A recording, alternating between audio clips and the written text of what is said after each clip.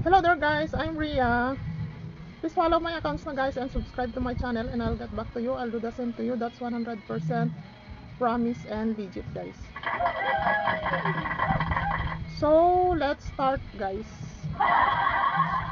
Our topic for today guys is all about pay later to Maya business na pwede na palang i-transfer si as of now guys. Today is June 8, 2025. Ginawa ko to guys kagabi lang, June 7, 2025. Yes. Wala lang naman naisipan ko lang na nung nasa Shopee app ako guys, after checking my order guys kung kailan mai-deliver. May notification kasi si Pay Later guys, Pay Later na check my na daw guys, check my Pay Later daw, thanks for paying my Pay Later daw, and check my credit daw guys. Wala lang guys, naisipan ko lang na itak-tak nga itong scan to pay ni Pay Later at alam ko hindi na nga siya nagwo-work guys yun ang alam ko, hindi na nagwo-work si Maya business kay Pay Later. So wala lang, trinay ko lang naman kagabi na i-scan yung nakasave kong QRPH ni Maya business sa photos. Actually, gumana siya guys, pero umexit ulit ako para mag-generate ng bagong QRPH kay Maya business para sure na iwas error guys, di ba? So nag-generate nga ako ng bagong QR kay Maya business guys, and bumalik ako kay Shopee Pay guys.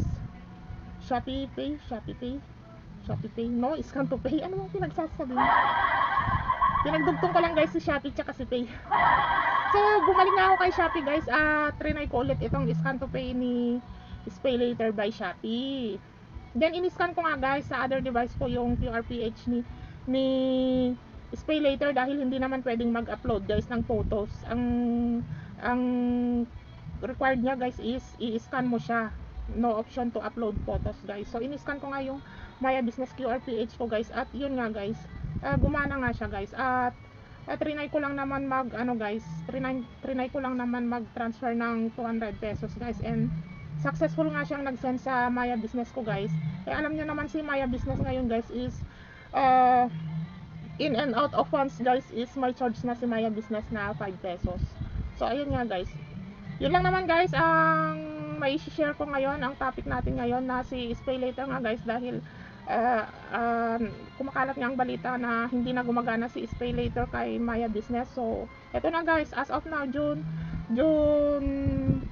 2025, today is June 8 guys. Trinay ko to nung last night lang, June 7, 2025, na si Pay Later to Maya business ay okay na ulit guys. Okay na, hoping guys na hoping na forever na nga ito. Kaya lang hoping din ako guys na tanggalin sana ni Maya business yung receive charge kasi parang ewan ko parang kasi parang nonsense yung may charge yung receiving thing, ewan ko lang. Kasi kay Maya business ko lang na-experience yung magre-receive ka ng money is my charge. Kay Maya business ko lang na-experience yun. Sa mga digital banks wala namang ganun. So yun lang guys, hope na nabigyan ko kayo ng proper and accurate information na si Pay Later of Maya business nga guys si Pay Later nga guys and Maya business QRPH is friends na ulit.